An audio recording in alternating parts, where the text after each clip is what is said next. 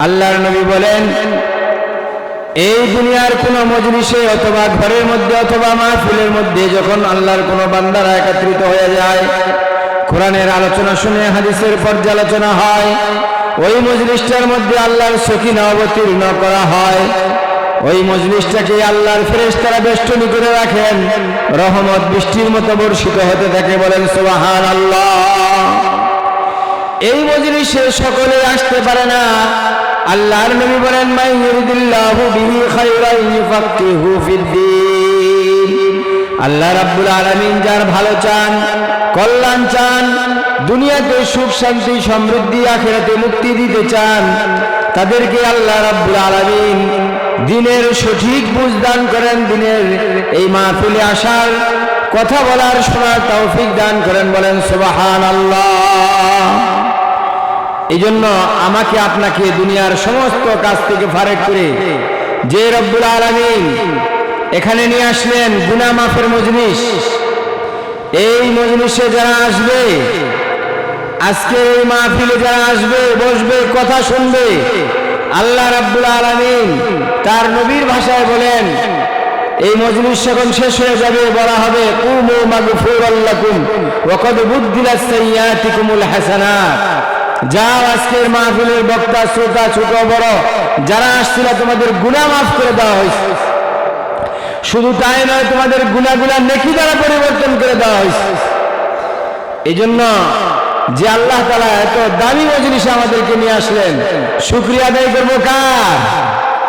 চিৎকার করে বলেন কার? এই জমিন কার? আসমান কার? হায়াতের মালিক কে? মৌতের মালিক।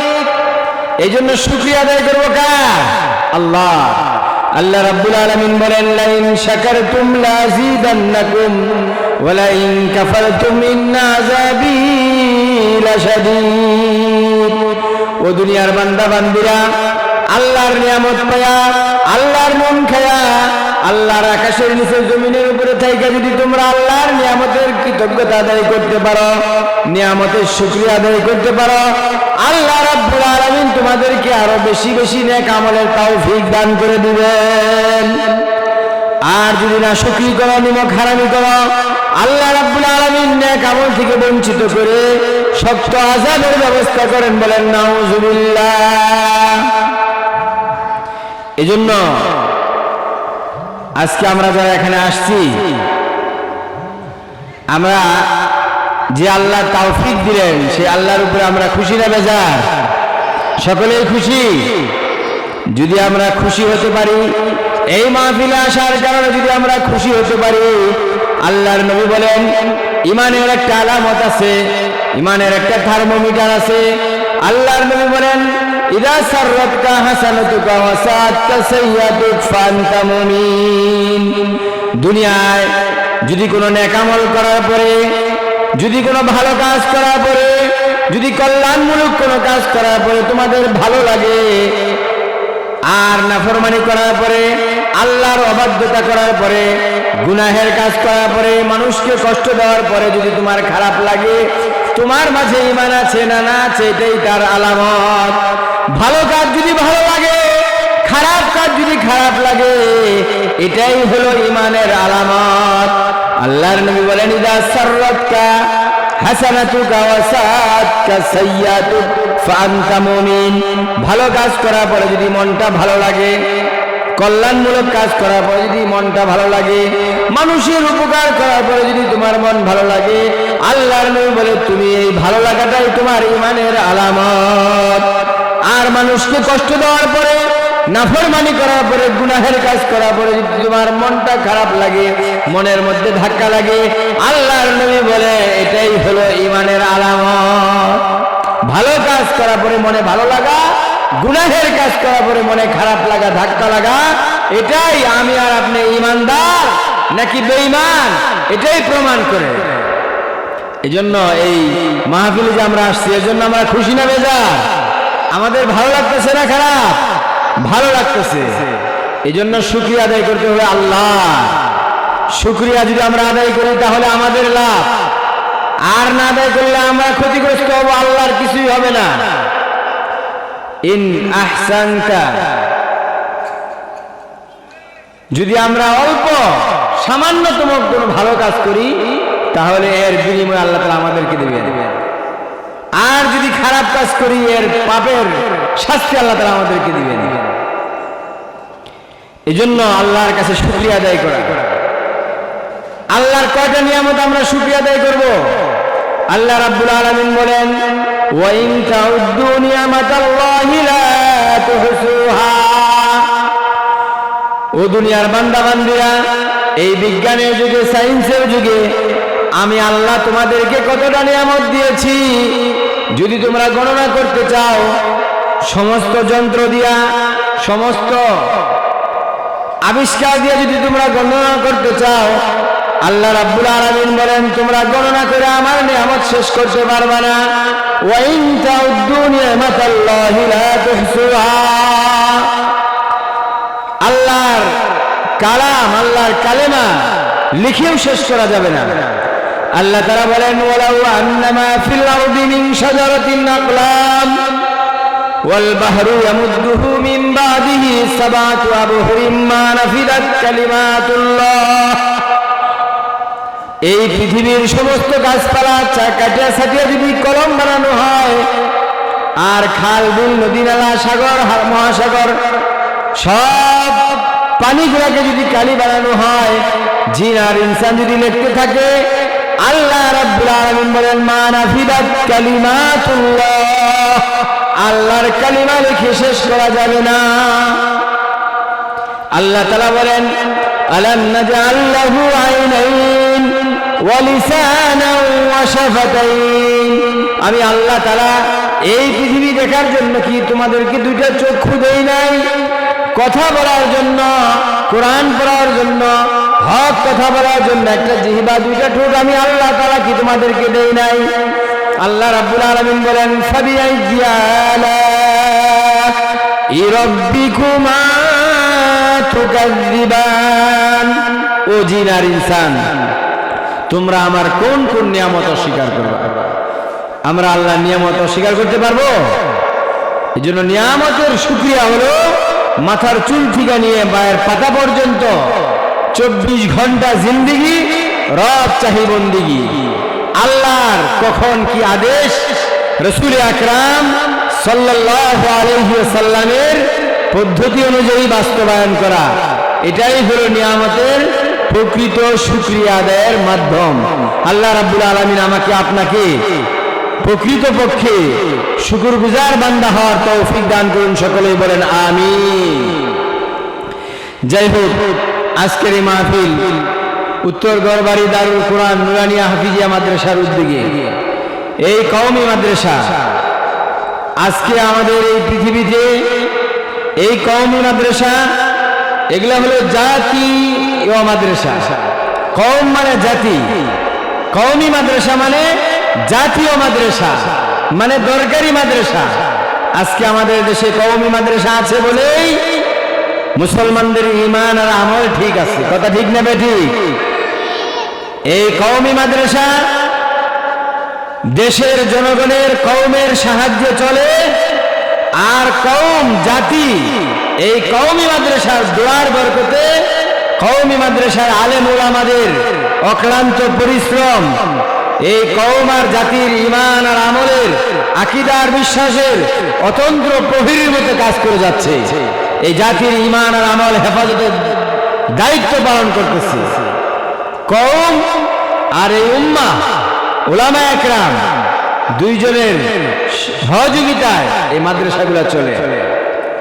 কওম এই মাদ্রাসা সহযোগিতা করে, আর এই মাদ্রাসার আলেম তালবে ইলম কওমের ঈমান আর আমলের পাহারাদারি করে। কোন নাস্তিক মুরতাদ ব্লগার যেন মুসলমানদের ঈমান আর আমলকে ধ্বংস করতে না পারে, কোন শয়তান, কোন তাগুতি শক্তি যেন, কোন বিধর্মী ইহুদি, নাসারা, খ্রিস্টান, বৌদ্ধ, হিন্দু, এরা যেন মুসলমানদের ঈমান আর আমলকে নষ্ট না করতে পারে, এই ঈমান আর আমলকে হেফাজতের দায়িত্ব এই মাদ্রাসার আলেম ওলামা এরা হেফাজতের দায়িত্ব নিছে। যখনই কোনো বাতিল মাথা চাড়া দেয়, কোন বাতিল এই সমাজের মধ্যে ঢুকে, তখনই তারা এই কওমি মাদ্রাসার আলেম ওলামা, দারুল দেওবন্দের উত্তরসূরি এই মাদ্রাসাগুলা তখন গর্জে ওঠে বাতিলের বিরুদ্ধে। এই জন্য কওমি মাদ্রাসা কি এবং কেন এটা আমরা অনেকে জানি না। এখানে কি পড়ানো হয়, এখানের সিলেবাস কি আমরা অনেকেই জানি না। এখানে কোরআন পড়া হয়। আল্লাহ রাব্বুল আলামিন বলেন, ইন্না নাহনু নাযালনা যিকরা ওয়া ইন্না লাহু লাহাফিজুন। আমি আল্লাহ রাব্বুল আলামিন এই কোরআন নাজিল করেছি, আমি আল্লাহ এই কোরআন হেফাজতের দায়িত্ব নিয়ে নিয়েছি। এই মাদ্রাসাগুলোর দায়িত্ব কে নিয়েছে? আল্লাহ, স্বয়ং আল্লাহ নিয়েছেন। কোরআনের হেফাজত আল্লাহ স্বয়ং নিয়েছেন। আসমানি যত কিতাব এগুলা কিয়ামত পর্যন্ত জন্য নাজিল করা হয়েছে, হয় নাই। এগুলা সাময়িক, একটা জাতি, একটা গোষ্ঠী, একটা উম্মাহ, একটা সময়ের জন্য। কিন্তু কোরআন এটা সর্বশেষ কিতাব। এরপরে আর কোন কিতাব আল্লাহ তাআলা নাজিল করবেন না। এই জন্য এটার সংরক্ষণের দায়িত্ব স্বয়ং রব্বুল আলামিন নিয়ে নিয়েছেন। এই মাদ্রাসার মাধ্যমে ছোট ছোট মাসুম বাচ্চাদের হৃদয়ে এই কোরআনকে আল্লাহ তাআলা হেফাজত করেন। আজকে সারা দেশের মধ্যে দেশের ভাবমূর্তি, সম্মান, ইজ্জত এই কোরআনে হাফেজরা সারা পৃথিবীর মধ্যে বাংলাদেশের নাম কি উঁচু করতেছে। কথা ঠিক না ঠিক? সারা পৃথিবীতে কোরআন প্রতিযোগিতা হয়। এই কোরআন প্রতিযোগিতায় সারা পৃথিবীকে পিছনে ফেলে আমাদের সোনার এই বাংলাদেশের ছেলেরা প্রথম স্থান, দ্বিতীয় স্থান, তৃতীয় স্থান অধিকার করে। অথচ সরকার এদের তেমন কোনো সংবর্ধনা দেয় না। অথচ একটা খেলোয়াড়, তাদের জন্য কত আঞ্জাম, তাদের জন্য কত ব্যবস্থাপনা, কত পুরস্কার, কত সংবর্ধনা। কিন্তু যখন এই কওমি মাদ্রাসার হেফজখানার ছাত্ররা সারা পৃথিবীকে পিছনে ফেলে আমাদের দেশের মান, সম্মান, ইজ্জত নিয়ে আসে, এদের কোনো সংবর্ধনা দেওয়া হয় না। এটা একটা ইহুদিদের চক্রান্ত। কওমি মাদ্রাসার কোন সুনাম সারা দেশে হোক এটা চায় না ইহুদিরা। কারণ এই কওমি মাদ্রাসা যদি থাকে তাইলে ইহুদি, খ্রিস্টান যত বাতিল শক্তি আছে এরা আর মাথা চাড়া দিয়ে উঠতে পারবে না। এই জন্য আল্লাহ সুবহানাহু ওয়া তাআলা কোরআনে কারীম নাজিল করেছেন। কোরআনে কারীম তেলাওয়াত করার আগে আউযু বিল্লাহ পাঠ করতে হয়। আউযু বিল্লাহি মিনাশ শাইতানির রাজীম, মানে বিতাড়িত মরদুদ শয়তানের কাছে আমি আশ্রয় প্রার্থনা করছি। আউযু বিল্লাহ পড়া ওয়াজিব। ফাইদা করাতাল কুরআনা ফাস্তাইজ বিল্লাহি মিনাশ শাইতানির রাজীম। যখন তোমরা কোরআন তেলাওয়াত করো তখন আল্লাহর কাছে বিতাড়িত মারদুদ শয়তানের কাছে পানাহ চাও। কারণ শয়তানের সবচেয়ে গুরুত্বপূর্ণ কাজ মানুষ যেন কোরআন তেলাওয়াত না করতে পারে। আউযু বিল্লাহ নামাজের আগে নাই, রোজার আগে নাই, হজের আগে নাই, যাকাতের আগে আউযু বিল্লাহ পাঠ করতে হয় না। কিন্তু যখন তুমি কোরআন পাঠ করো তখন বিতাড়িত মারদুদ শয়তানের কাছ থেকে আল্লাহর কাছে আশ্রয় চাও। কারণ শয়তান সবচেয়ে বড় কাজ হলো মানুষকে কোরআন থেকে দূরে সরিয়ে দেওয়া। আদম এবং হাওয়া আলাইহিস সালামকে যখন জান্নাত থেকে দুনিয়াতে নামায় দেওয়া হয়, আল্লাহ রাব্বুল আলামিন বলেন, কুল্লা হাবিতু মিনহা জামিআ, যাও তোমরা নেমে যাও। ফাইম্মা ইয়াতিয়ান্নাকুম মিন্নি হুদা, আমার পক্ষ থেকে হেদায়েত আসবে, জীবন ব্যবস্থা আসবে। এই জীবন ব্যবস্থাকে তোমরা যদি মেনে নাও, ফালা খাউফুন আলাইহিম ওয়ালা হুম ইয়াহজানুন, তোমাদের আর কোনো টেনশন নাই, ভয় নাই, তোমরা আবার জান্নাতে আসতে পারবা। এই হুদা কোরআনের একটা নাম। এই কোরআনের অনেকগুলো নাম আছে, কোরআন একটা নাম, তার মানে পঠিত বিষয় যা পাঠ করা হয়। কিন্তু আমরা পাঠ করা অর্থও জানি না। পাঠ করা মানে অর্থ সহ পাঠ করা। আমি যদি আজকে পত্রিকা পড়ি আর যদি আমার জিজ্ঞাসা করা হয় পত্রিকায় কি আছে আজকে, এটা তো আমি জানি না, তাইলে আমার পত্রিকা পড়া না পড়া সমান। কিন্তু শয়তান আমাদেরকে মাথার মধ্যে ঢুকায় দিছে কোরআন শরীফ পাঠ করলেই হবে, অর্থ পড়তে হবে না, বুঝতে হবে না। এটা শয়তানের একটা চক্রান্ত। কোরআন শব্দের অর্থ হলো পঠিত বিষয়, যা পাঠ করা হয়, আর পাঠ অর্থ ছাড়া হয় না। কথা ঠিক না বেঠি? কোরআনের একটা নাম হলো হুদা, মানে ব্যবস্থাপত্র, জীবন চলার বিধান। কিন্তু এই ব্যবস্থাপত্র ডাক্তারে আমাদেরকে দেয়, ডাক্তারের কাছে গেলে প্রেসক্রিপশন, এটা যদি কেউ অর্থ না জানে, ডাক্তারে যদি এটা না বুঝা ওষুধ না দেয়, তাহলে আমাদের রোগ ভালো হবে? ডাক্তারের প্রেসক্রিপশন, এটা অর্থ বুঝা ওষুধ লেখে, সেই ওষুধ আমরা খেয়ে আরোগ্য লাভ করি। কোরআনটা হলো আমাদের হৃদয়ের রোগের আরোগ্য লাভের উপায়। অনুনাজ্জিলু মিনাল কোরআনি মা হুয়া শিফা। এই কোরআন নাজিল করা হয়েছে, এর মধ্যে শিফা রয়েছে। কোরআনের একটা নাম হলো হুদা, হুদা ব্যবস্থাপত্র। কোরআনের আরেকটা নাম হলো জিকির, মানে উপদেশ, উপদেশ গ্রহণ করা। উপদেশ যদি আমরা না বুঝি তাহলে সেটা উপদেশ হয় না। একজনের কাছ থেকে ওয়াজ শুনছে যে বন্ধু বিপদে যে হাত ধরে সে হলো বন্ধু। এখন এক বন্ধুরে আরেকজনে মারামারি বাজাইছে, তার যে বন্ধু তার হাত চাইবা ধরছে, আরেক যে মারতেছে সে ইচ্ছা মতো মারতেছে। পরে কয় বন্ধু তুমি আমার হাত ধরলা, আমি তো শুনছি বিপদে বন্ধুর হাত ধরতে হয়, তোমারে মারতেছে, তোমার বিপদ, এই জন্য আমি হাত ধরছি। কিন্তু উপদেশটা সে বুঝে নাই। বিপদ বলতে বিপদে সাহায্য করা।